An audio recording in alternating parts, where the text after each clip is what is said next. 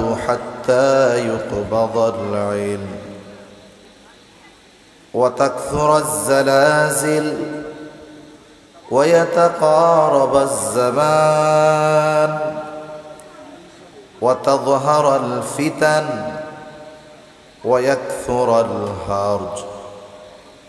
وهو القتل حتى يكثر فيكم المال فيفيض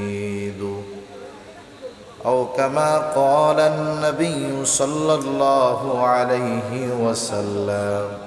صدق الله العلي العظيم وصدق رسوله النبي الكريم ونحن على ذلك من الشاهدين والشاكرين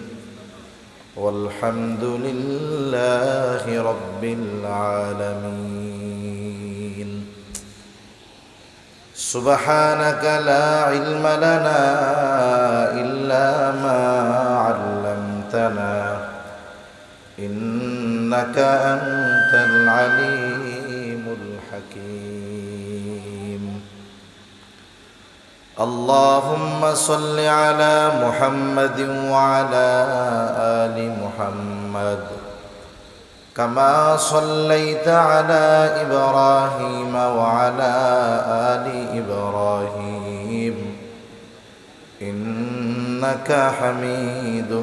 مجيد اللهم بارك على محمد وعلى آل محمد كما باركت على إبراهيم وعلى آل إبراهيم إنك حميد مجيد আল্লাহর মহব্বতে আমরা জবান খুলে একটু জিকির করি লা ইলাহা ইল্লাল্লাহ লা ইলাহা ইল্লাল্লাহ লা ইলাহা ইল্লাল্লাহ লা ইলাহা লা ইলাহা ইল্লাল্লাহ লা ইলাহা ইল্লাল্লাহ লা ইলাহা ইল্লাল্লাহ মুহাম্মাদুর রাসূলুল্লাহ সাল্লাল্লাহু আলাইহি ওয়াসাল্লাম।